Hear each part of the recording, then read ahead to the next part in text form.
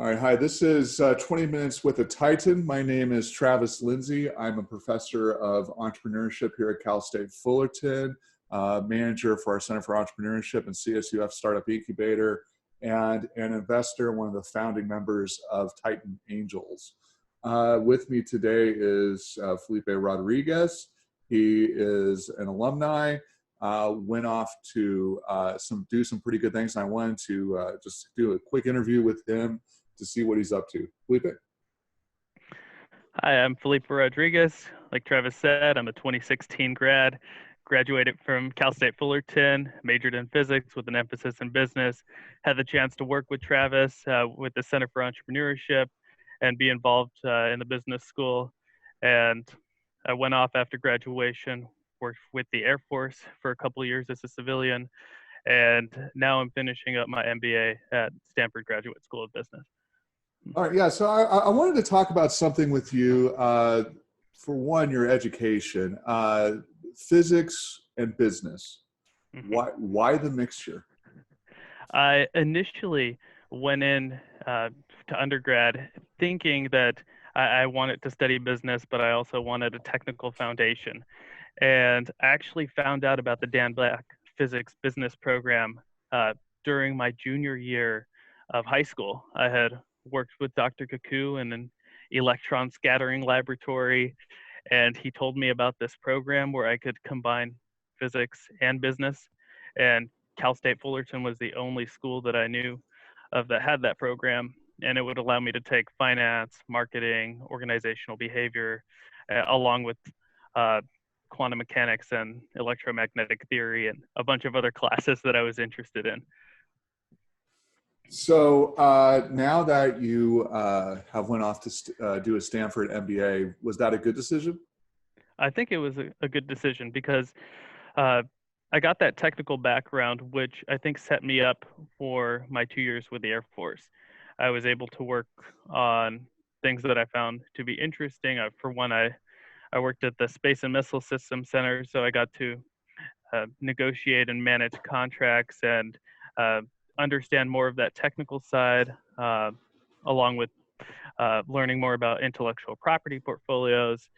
And those were things that I think I wouldn't have been able to do quite as well without that technical foundation. And I found that it would be easier to study physics and then go off and get an MBA as opposed to study business and then go get a master's in physics. Yeah, there would have been some substantial gaps in your education if you tried to get the master's in physics, or definitely like a PhD in that as well. So that was probably a good decision. Now, one of the things that I've been impressed with you about over the years is that even though you're doing all this educational stuff, you're always extremely involved. You were involved in student clubs. You also did internships, and maybe you could speak a little bit about how that has helped you professionally. Yeah, I think that being involved allows you the opportunity to apply what you've learned. So at Cal State Fullerton, this meant being involved with the Center for Entrepreneurship. This also meant working with or being a part of and starting up Sigma Upsilon Mu, the co-ed entrepreneurship fraternity on campus. It meant working with the physics club, being involved with the honors department as on their board of directors for the university honors board. And I think this not only gave me a chance to connect with my peers outside of class, it also gave me a chance to connect with faculty. And truth be told, I commuted all 4 years of Cal State Fullerton, and it was 20 miles away from my house. And I didn't want to go home yet. I wanted to feel connected to the campus and the community, and joining these clubs and organizations was a chance to do that. And so I would stay after school. I'd stay there, 5-6 hours after school every day, and give me a chance to connect with people. So now, I think this is the time when most interviewers would ask you about, like, what are some of the good things about that? But I'm going to flip it. What are some of the bad things about being overly involved, or maybe involved too much. Did you face any of those issues? And then how did you deal with them? Yeah, of course. I definitely faced that during my freshman and sophomore years. I believe freshman year, I was involved in 10 clubs. And I can tell you that's way too much. Yeah. There has to be some prioritization. I remember my parents asking me, "Hey, you're not coming home till pretty late, and like you seem like you're overstretched here." And they were right. And that's something that I needed to address. I couldn't, being involved in that many clubs and orgs, you don't really make much of an impact in any one of them. So the way I think of it is like I had a buffet at my at at my disposal going to Cal State Fullerton first year. I wanted to do everything. The fact of the matter was that I couldn't do everything. So I had to prioritize, cut back on different activities and determine which ones I wanted to make an impact in and which ones that I thought would be most relevant to what I was interested in and what I wanted to learn. Yeah. So So yeah. Walk me through, like, how do you make that decision of determining what is of higher value for you? I think that has to do with where you are in determining what you want to learn, what you want to apply. For example, uh, for my involvement in the physics club, that's one that I wanted to keep because that's where I would get in touch with a lot of my peers who were actively involved. It also gave me a chance to form study groups outside of class, getting involved with the entrepreneurship club because that's something I was interested in as well, potentially starting a business and applying some of these business class skills that I was obtaining. I believe first year I was taking accounting, and it's delving in the first time I'd taken a business class, and it was so funny because I'd go into business class, they'd say like, aren't you a physics student? And then I go to physics class and they'd say like, aren't you in the business school? And it was this weird dichotomy that I wanted to form communities around both of those. And I think choosing clubs that allowed me to create those communities was important. So that's why I kept them. Okay, so you had goals in mind, Mm-hmm. and are these, long-term career goals, or like how far out do you look? Is it a couple of years? Is it a blend? How do you do it? How do you put together your goals? I think going and looking at your goals, you clearly have the 3 month, 6 month, year. I don't. Uh, so one of my friends had asked me like, "Hey, what are your goals now?" And in response, I gave him somewhat of an unsatisfactory answer that it depends on your current circumstances and uh, how far you can see in front of you, and if you're willing to make those continue to make sacrifices longer term to achieve those longer term goals. So looking back, I think part of my goals were to form those communities around physics and business. And that time horizon was my remaining time at Cal State Fullerton. And then uh, beyond that, as I was approaching graduation, is maintaining those communities and continuing to stay in touch with my peers, my friends, professors as well. And it got me thinking like some goals don't necessarily have an end. They're perpetual goals. They're things that are revised upon and maintained throughout your career, your life. Yeah, no, I was just reading a book. I think what is it called? I think it's called like The Endless Game or something like that. Simon Sinek. I'm a cynic, yeah. And in that, he's talking about kind of transitioning from a mindset where you're just focused on getting the project done to having a mindset that is much longer term. And Mm-hmm. so in your situation, what is that like much longer term goal? Is it to build up your experience so that you can launch a business somewhere down the road? Do you want to launch a business now? Do you have plans for the future? I know that you're going to be starting a job in September. Why don't you walk us through all that? I mean, you're going to start this job in September, and then what is kind of like the direction that you think that you're going to be taking your life from there? Hmm. So, for the next, like, for the foreseeable future, I will be in this role. I recently signed an offer for a consulting position at Altman Valandry and Company. They're a strategy consulting firm with an emphasis on the telecom, media, and technology industries. And as in that role, I would work to advise businesses in these sectors.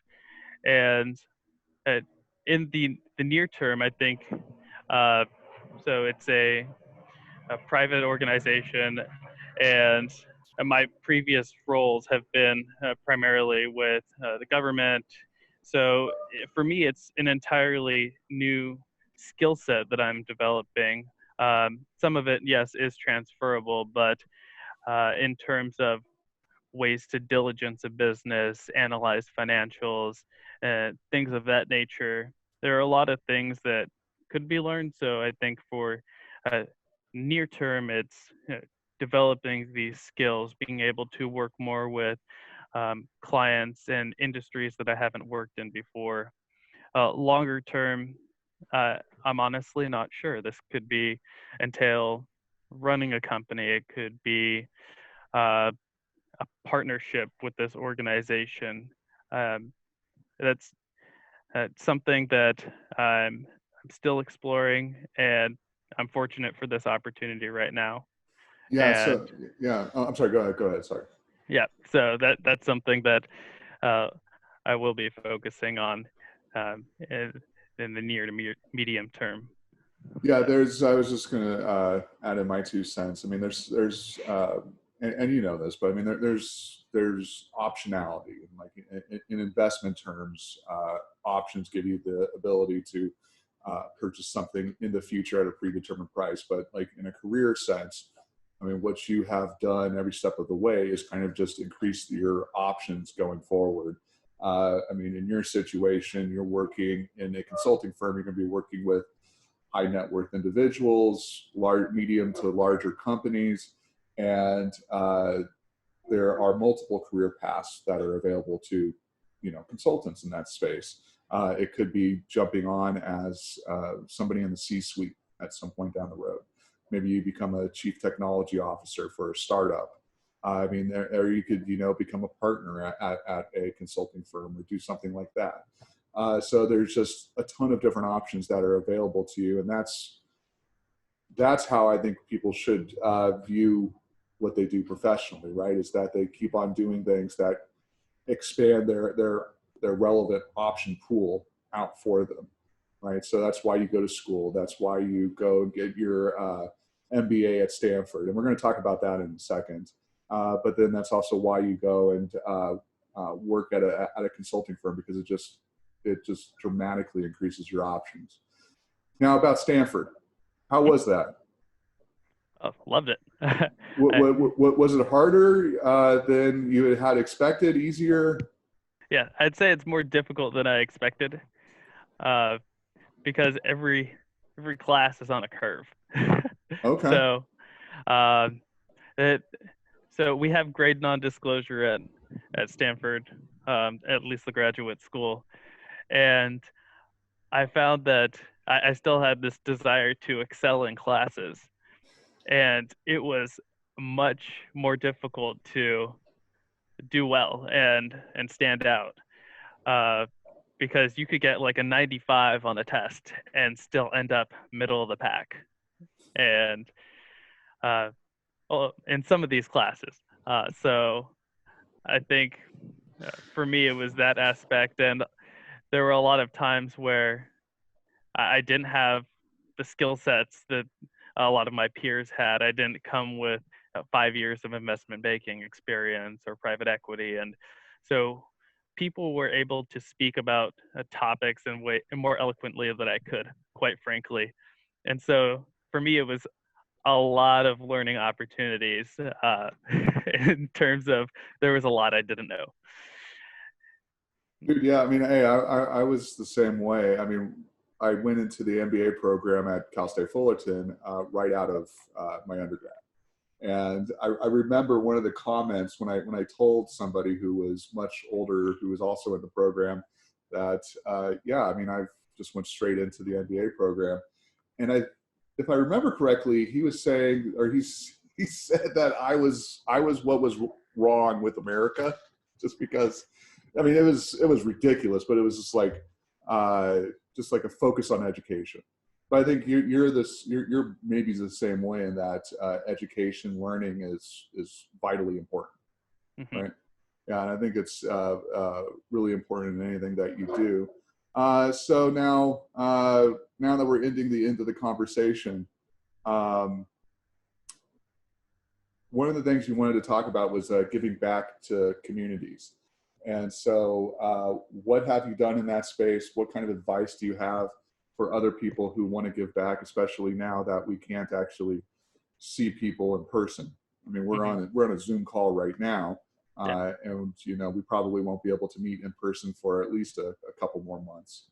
Hmm. So, what advice do you give to people during these times? What are you doing to give back? So uh, there are multiple ways you could give back. I think of it time, money, energy.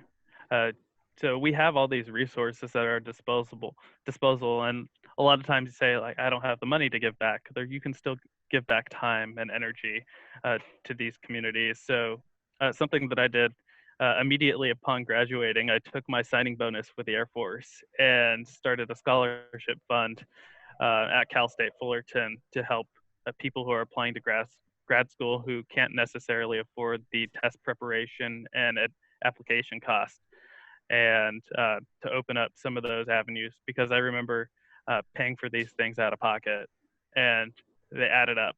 All the fees, took multiple admissions tests, and it was well over $1,000. So that's one of the ways that I wanted to give back. Another way is uh, you can also just give back your time. So it's something that I emphasize and like to do is, if I have someone from Cal State Fullerton reach out to me, then I make it a point to respond, because I reached out to a lot of people before I went to Cal State Fullerton, before I came to Stanford. There, people were willing to lend an ear and help and answer my questions. And I think it's really important that if people have done that for you previously, it's important to pay it forward. And something Dan Black told me um, was that uh, so I received multiple scholarships that helped pay for undergrad. And he said, this is just a loan and you're going to have to pay it back. And I took that philosophy to heart. And I think for me, it's important to continue giving back in ways that you can within your means throughout your life. Yeah, I think that goes back to the endless game kind of philosophy, right? It's that it's never ending. You just have to keep on building. And people who have that more limited mindset, maybe they're a little bit less likely to take on one of those like mentoring roles, or just even giving advice to people, because they look at everybody as a competitor at some level. But that is, I don't think that's a good way to get forward. There's just so much opportunity out there, even now. Uh, Now that the economy is as it is, we're still fighting a pandemic. I mean, there's still opportunity out there, and I think that if more people had that mindset, that growth mindset, that endless game mindset, that it would be much better for everybody else. So is there anything else you want to share and with everybody who's listening? I would want to share that my time at Cal State Fullerton, I found it to be immensely beneficial and enlightening. And I think that regardless of where you are and the circumstances you find yourself in, you can make the most out of your experience. And you can do that by creating that community, reaching out, getting more involved, and and the experience is what you make it. And I think because of that, I had such an incredible experience at Cal State Fullerton. Had the chance to meet amazing people like Travis here, and I'm really looking forward to what the following years bring. All right, man. Where can people find you, and what? And you're gonna have to send me the link to that scholarship that you set up, because if other people want to donate to that one or set up their own, that's probably a good place to start. Will do. All right, and then I guess that's it. Thank you very much. Thank you.